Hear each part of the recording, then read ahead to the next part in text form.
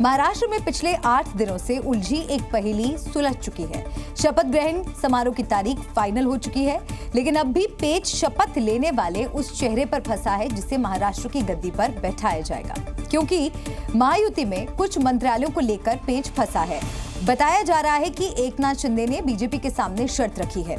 एकनाथ शिंदे की शर्तों के मुताबिक गृह विभाग चाहते हैं, साथ ही शिंदे के 12 मंत्री पद की डिमांड भी सामने आ रही है। तो वहीं महाराष्ट्र में एक बार फिर पुराना फॉर्मूला लागू करने की बात भी चल रही है। चूंकि बात मंत्रालय पर फंसी है, तो बीजेपी ने एक कदम आगे बढ़ते हुए शपथ ग्रहण समारोह की तारीख फाइनल कर दी। महाराष्ट्र में नए मुख्यमंत्री का शपथ ग्रहण 5 दिसंबर को मुंबई के आजाद मैदान में होगा, जिसकी तैयारी भी शुरू हो चुकी है। इस फैसले को एकनाथ शिंदे के लिए एक संकेत के रूप में देखा जा रहा है कि उन्हें देवेंद्र फडणवीस के नेतृत्व वाली सरकार में शामिल होना है या नहीं, इस बारे में जल्द निर्णय ले। हालांकि इन संभावनाओं के बीच शिवसेना ने भी अपनी बात बीजेपी हाईकमान के सामने रख दी। अगर बीजेपी का सीएम बनता है तो बट नेचुरल है, होम मिनिस्ट्री हमारे पास आना चाहिए। और जैसे last time CM Eknath Shinde साहब थे तो होम मिनिस्टर ये अपने देवेंद्र फडणवीस साहब थे, तो वैसे इंटरचेंज तो होते रहते और वो करना भी चाहिए। महायुति में उथल पुथल के बीच महाविकास अघाड़ी ने राज्यपाल को राष्ट्रपति शासन की सिफारिश कर दी। संजय राउत ने कहा, 10 दिन बीत जाने के बाद भी सरकार दावा नहीं कर पाई। राज्यपाल ने यहाँ राष्ट्रपति शासन लगाने की सिफारिश करनी चाहिए, इतना यहाँ मेस हो चुका है, तो ये गलत बात है। लेकिन जनता सब देखती है, सब देखा है चुनाव कैसा हुआ, ईवीएम में कैसी गड़बड़ी हुई, पैसा का खेल कैसा चला, हम सब कुछ देख रहे हैं। अभी थोड़ा देर हुई बात सही है, माननीय एकनाथ शिंदे जी नाराज हुई बात सही है, लेकिन अभी उसमें जो भी निर्णय है ये निर्णय बीजेपी का हाईकमांड ने लेना है। सरकार गठन में हो रही देरी को लेकर विपक्ष लगातार हमलावर है, क्योंकि इतने बड़े बहुमत के बाद महायुति सरकार अभी तक नहीं बनी है।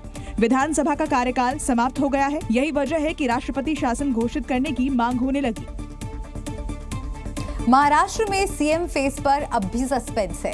इस बीच अपने गांव में एक एकांतवास पर गए एकनाथ शिंदे जब सामने आए, तब भी पूरी तस्वीर क्लियर नहीं हो पाई।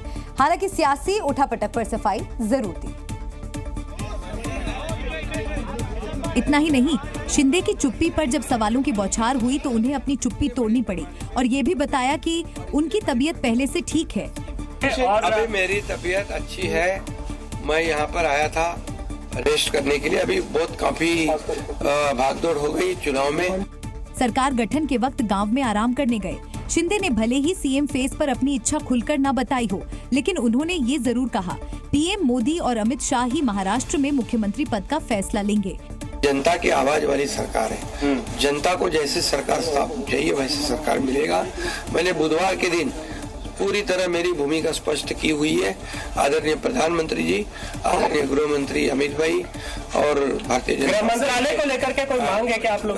भारतीय जनता पक्ष के अध्यक्ष नड्डा जी जो मुख्यमंत्री पद के बारे में तय करेंगे, उसको मेरा पूरा समर्थन मैंने ऑलरेडी दे दिया है।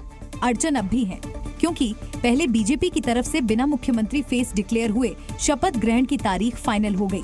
उसके तुरंत बाद सहयोगी दल एनसीपी अजित गुट ने भी इस पर हामी भर दी। अजित पवार ने कहा, राज्य में बीजेपी से एक मुख्यमंत्री और अन्य 2 दलों से 2 उप मुख्यमंत्री होंगे। संभावित रूप से शपथ ग्रहण समारोह 5 दिसंबर को होगा। हमने एक मजबूत दृष्टिकोण के साथ आगे बढ़ने का फैसला किया है। अजित पवार का बीजेपी के साथ कदम से कदम मिलाकर चलना और ठीक इन सियासी हलचल के बीच एकनाथ शिंदे की प्रेस कॉन्फ्रेंस, जिसमें उन्होंने पीएम मोदी और अमित शाह के फाइनल फैसले की बात कही। ऐसे में महाराष्ट्र की पूरी पिक्चर अब भी क्लियर नहीं हो पाई है।